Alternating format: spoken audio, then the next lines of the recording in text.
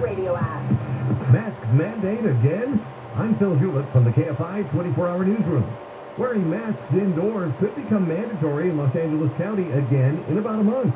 Right now, the county is averaging 8.1 daily COVID hospital admissions per 100,000 residents. If the daily average reaches 10, LA County will be bumped into the CDC's high virus activity category. The Los Angeles City Council has temporarily banned new trucking operations from neighborhoods near the Port of LA. This woman is tired of seeing a parade of noisy tractor-trailers going past her house. It's very annoying because, big semis coming in and then just in and out, like 2 or 3 o'clock in the morning. The ordinance bans new trucking operations from Wilmington and Harbor City for 45 days. This comes after months of complaints from residents about semis cutting through, idling, and parking in the neighborhood. I, Ketanji Brown Jackson. I, Ketanji Brown Jackson. Do solemnly swear. Do solemnly swear. That I will administer justice. That I will administer justice. Without respect to person. Ketanji Brown Jackson is the first black female Supreme Court justice. Jackson's swearing in coincided with the formal retirement of veteran Justice Stephen Breyer. If you plan to leave town for the holiday, you're certainly not alone. We are expecting 3.3 million Southern Californians to take a trip of 50 miles or more away from home. That is Doug Shue from the Auto Club. He says Independence Day weekend travel this year is projected to be the 3rd busiest ever. With first place in the National League West on the line, the Dodgers took the first of 4 games against the Padres last night in L.A., 3-1. The Dodgers lead San Diego in the West by 2.5 games. Southland weather from KFI. It's going to be sunny, warm, and humid for your Friday. After the morning fog clears out, you can expect temperatures to be in the 80s to low 90s inland, right about 70 at the beaches. Cooler into your holiday weekend. Right now it's 67 in Buena Park, Tustin 69, Long Beach 65, and in Santa Monica it is currently 66 degrees. We lead local from the KFI 24-hour newsroom. I'm Phil Hewlett.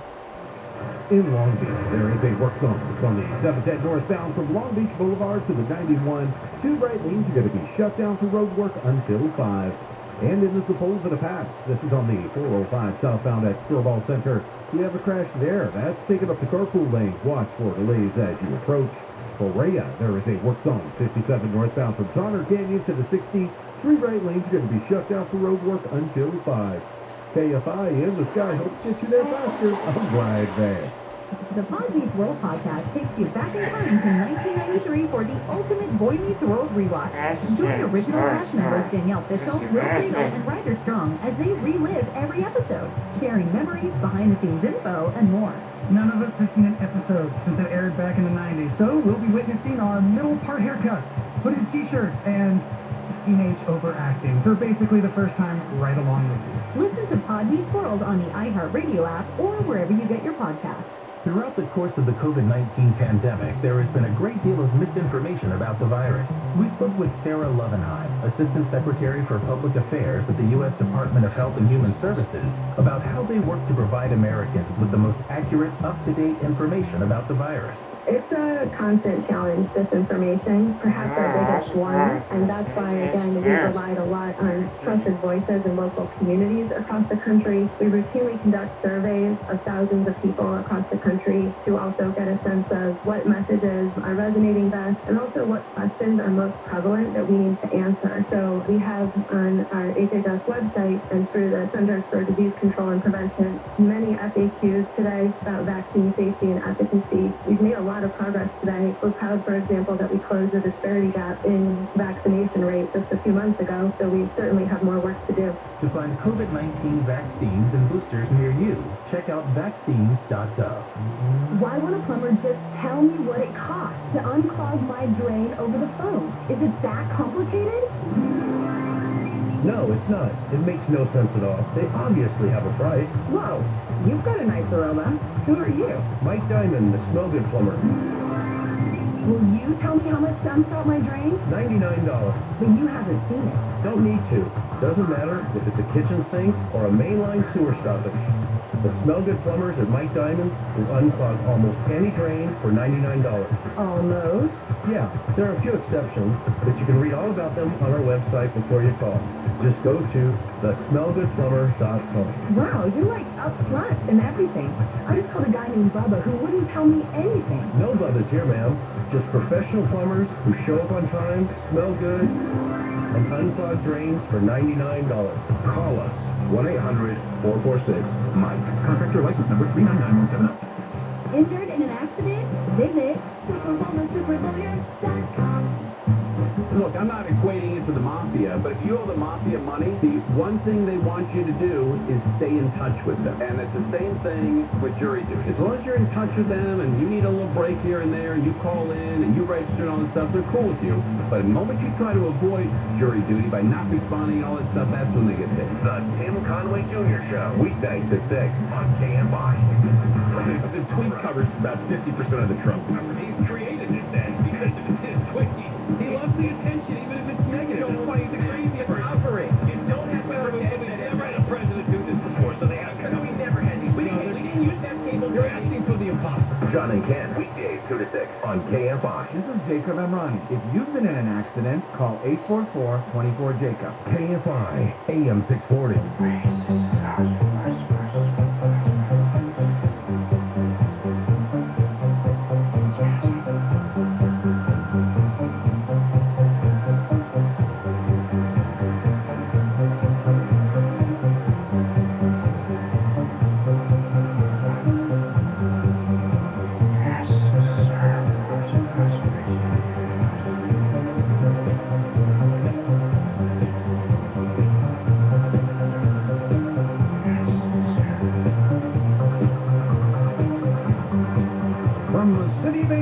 Near the Pacific Ocean, good morning, good evening, wherever you may be across the nation, around the world. I'm George Norrie. Welcome to Coast AM. Later tonight, Semenology. Here's what's happening. The Environmental Protection Agency, the EPA, has lost some of its clout to reduce greenhouse gas emissions.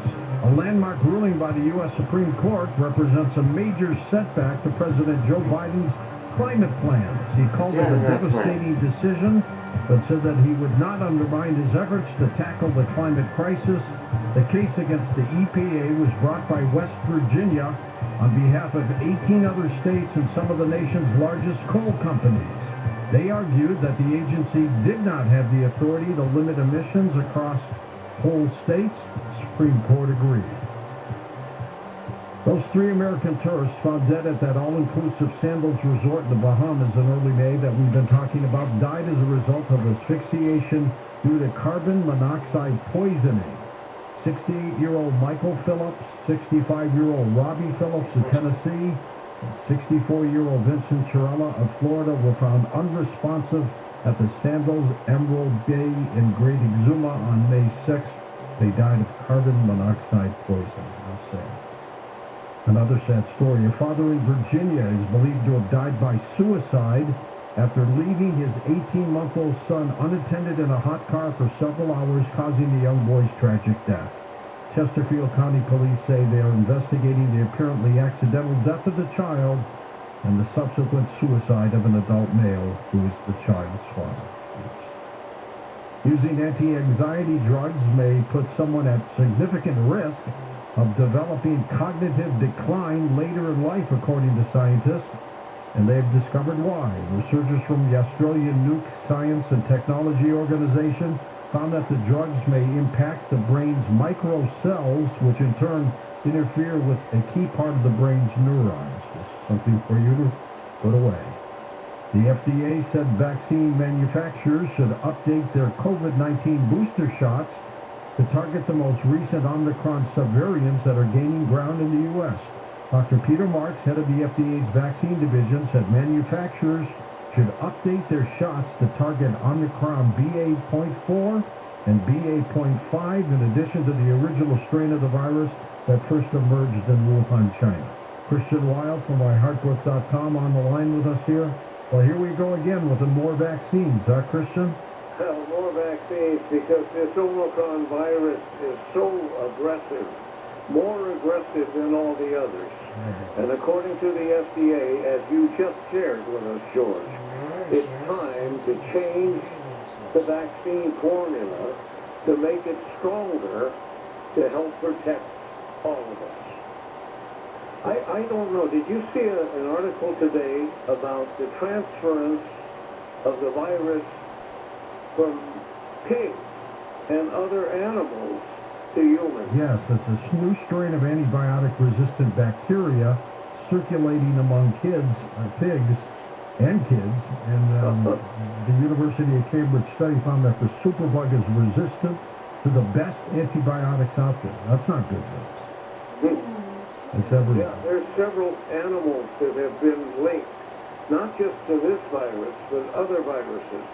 In other words, the transference from human beings happens as a result of animal transfer. By the way, it was great seeing you last weekend at the Hank Garrett Luncheon, Car 54. I enjoyed meeting so many coast-to-coast listeners. And there's three in particular that are listening tonight. I just want to do a shout-out to you. There you go. MyHeartQuest.com, that's Christian's website. Thanks, Christian. Despite a growing recognition of the problem, the United States continues to see newspapers on the decline. They're dying at the rate of 2 per week. Areas of the country that find themselves without a reliable source of local news tend to be poorer, older, less educated than those covered in bigger markets. The country had 6,377 newspapers at the end of May, down from 8,891 in 2005. An estimated 75,000 journalists once worked in newspapers, and that was in 2006. That number now is down to 31,000. That is bad news. Everybody's going to the internet. The store, Wegmans, is recalling Vigdalia onions from its stores because of potential listeria contamination. The potentially impacted product was sold from June 23rd through the 24th in 3 states, New York, Pennsylvania, and Massachusetts. Food safety coach Jeff Nelkin on the line with us. Jeff, how could onions get listeria, for crying out loud?